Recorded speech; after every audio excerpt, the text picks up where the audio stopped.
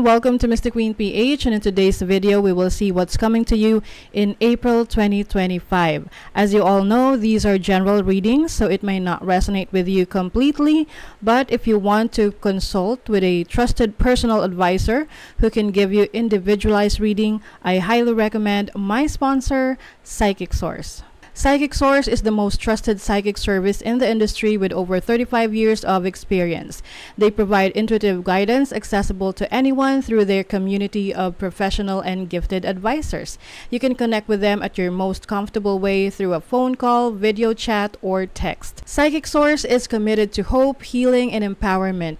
And if you're not happy with your last paid psychic reading, it's free. That's how confident they are, backing it up with a no-risk guarantee.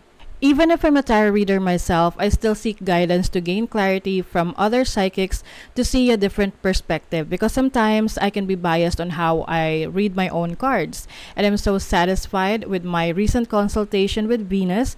She's an advisor from Psychic Source. She gave me comfort and insights with the project that I'm working with. Now here's the good news. Psychic Source is giving an extra special discount to new customers from my channel.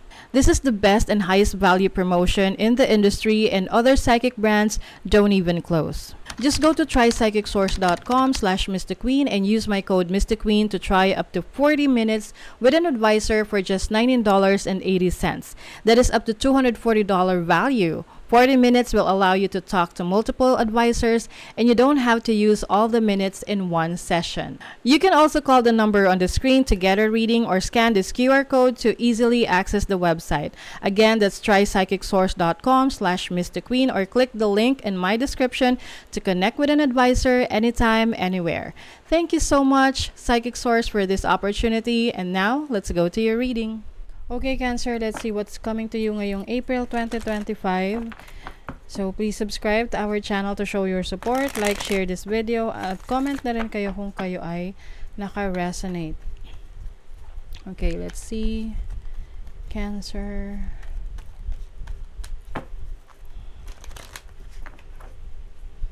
Your overall energy, your possible challenge, your opportunity, your focus, and your blessing. So, bottom of the deck is the Eight of Cups. This is journey, going on a journey. Maaring meron kang iiwanan for something new, no? Pwede naman tong tipong mag-abroad ka, tapos syempre may iwan mo yung family mo. Or yung iba naman, you may be leaving a situation that is no longer serving you. I think some of you, this is for work. Matagal nyo na itong pinag-iisipan, matagal nyo na itong gustong gawin. And ngayon lang kayo magkakaroon ng lakas ng loob na to finally do it. Overall energy, the Fool. So this is a new beginning. This is taking a leap of faith. Freedom din to. So finally, no, meron ka ng kalayaan na magawa yung gusto mo. You are stepping into a new experience, no, ngayong April. Your challenge is the Seven of Wands. So, ang challenge dito, maaring may mga taong pumipigil or situation na pumipigil sa gusto mong gawin. But I think you're going to stand your ground. Maninindigan ka doon sa gusto mo. And you will not let anyone na makialam, makigulo doon sa mga bagay na gusto mong i-pursue sa buhay. And then your opportunity is the Page of Cups. So, maaring ngayon nangangarap ka ulit, nabubuo ulit yung mga pangarap mo ng bata ka, yung mga gusto mong ma-achieve. I also see you tapping into your creative skills, creative talents. You have the opportunity na mas i-enrich, i-develop pa yung iyong talents, yung abilities mo, yung gifts mo. And then your focus is the Four of Pentacles. So, you have the focus on building stability in your finances. So, some of you, focus rin kayo sa pag-iipon. You want to save more money for your future. Maari rin meron kayong mga kailangan ayusin related sa properties ninyo, mga ari-arian, ganyan. And then, your blessing is the Four of Swords. So, as a blessing, this is about healing, taking a rest. So, maaring isa sa blessing mo ay ang makapagbakasyon, makapagpahinga, and also healing from your past, healing from a painful situation sa'yo na finally, you are ready to move on. You are ready to move forward. What is the Fool? Page of Swords. You are learning a lot. Very curious ka. Marami kang gustong malaman, matuklasan. Kumbaga parang nandito ka sa phase ng buhay mo na you want to gain a lot of information, knowledge. You have the Four of Wands as your challenge. Maari kasing merong mga, especially family members, no, na hindi ka sinusuportahan or someone na kumbaga not really naman na in a negative way. Parang siguro nag-aalala lang sila sa'yo sa mga gagawin mo or sa mga plano mo. Maaring para sa kanila, hindi sila familiar doon sa idea mo. Kaya iniisip nila baka it's not a good idea. But I think you believe in yourself So, yun naman ang mas importante na naniniwala ka sa sarili mong vision, naniniwala ka sa sarili mong pangarap. You have the Three of Swords. Maari kasing nung mas bata ka, hinayaan mo na sila yung makialam sa'yo or magplano ng buhay mo, but you realize na hindi pala yun fulfilling para sa'yo. So now, binibigyan mo ng chance yung sarili mo to finally do things in your own terms, no? Kumbaga, ikaw yung masusunod this time. Kasi you will not let anyone to take control of your life. You have the Nine of Swords as your focus. Marami kang mga inaalala rin, no? Kumbaga, kahit na meron kang gustong i-pursue sa buhay or yun yung gusto mong mangyari at merong mga hindi sumusuporta sa'yo, you don't feel good about it din So, syempre, mas maganda sa pakiramdam na suportado ka. But, minsan, kailangan mo talaga na panindigan yung mga gusto mo, yung mga plano mo. What is the Four of Swords? Queen of Wands. As your blessing, you will experience freedom to finally do things on your own. You will be more creative. I think meron ditong mas mapapatunayan mo yung galing mo, yung talento mo. And people will recognize you. They will look up to you.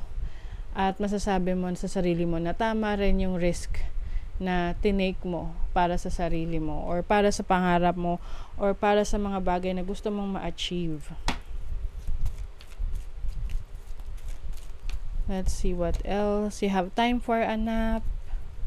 You have soulmates. And time to go. Ayun. Time to go. You are ready to move forward. Ready to move on. And I think itong time for a nap is about you taking a rest, no? Minapalakas mo yung katawan mo sa pamamagitan ng pagpapahinga. Recuperation. Ayan. Itong soulmate energy, I feel like these are the people na nakakaintindi sa'yo. Ito yung mga taong tinatawag nating soul family mo na hindi naman kailangan laging romantic connection ang soulmate. Pwede mo maging soulmate ang best friend mo, ang nanay mo, tatay mo, kapatid mo. So, these are people na pareho kayo ng interes, na nagkakaintindihan kayo sa maraming bagay, marami kayong pinagkakasunduan. So, people who are supportive of you. Get back to the basics. So, maaring maaring may babalikan ka, no? Babalikan mo yung dati mong interest na hindi mo nagawa or hindi mo na ipagpatuloy dahil may mga iba kang kailangan gawin that time. Maaring hindi siya practical before, but now you're going to get back to that. You also have spiritual love. So, some of you, maaring if you are connecting with someone, pwedeng this person that you are dealing with ay meron kayong spiritual connection. Maaring meron ding soulmate connection for you. You have opportunity or windfall. Ang ganda nito kasi this is opportunity maaring sa career path mo, sa business mo, or sa mga projects na ipupursue mo. And windfall is about unexpected money, unexpected income. Pwedeng meron kang marireceive na extra na pera, no, na hindi mo inaasahan. Pwedeng may project ka na biglang i-offer sa'yo. If you are a content creator, social media influencer, pwedeng may mga paid partnerships, or meron ipapagawa sa'yo yung boss mo, side job na side hustle, na meron kang extra income for that. You have the house and the birds, and then the child. Okay. Itong energy ng child, I think this is something that brings you joy. Ito rin yung sinasabi ko sa inyo na maaring pangarap nyo, nung bata kayo, na babalikan nyo, na maaring ito yung gusto mong subukan ulit. Starting fresh, no? Tapping into your creative talents and skills to finally do what you really want to do. Example, nung bata ka, gusto mong kumanta, pero maaring may mga nagda-doubt sa kakayanan mo, sa talento mo. And sinet aside mo yun.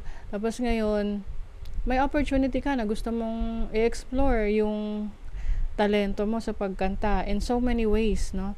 Kasi sa ngayon, madali na rin mag-showcase na talents and skills dahil marami na tayong platforms wherein we can showcase our talents, our skill set, and show the world and share to the world.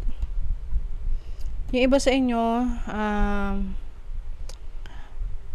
maaring meron kayong aayusin within the family. Pwede kasing merong may misunderstanding within the family.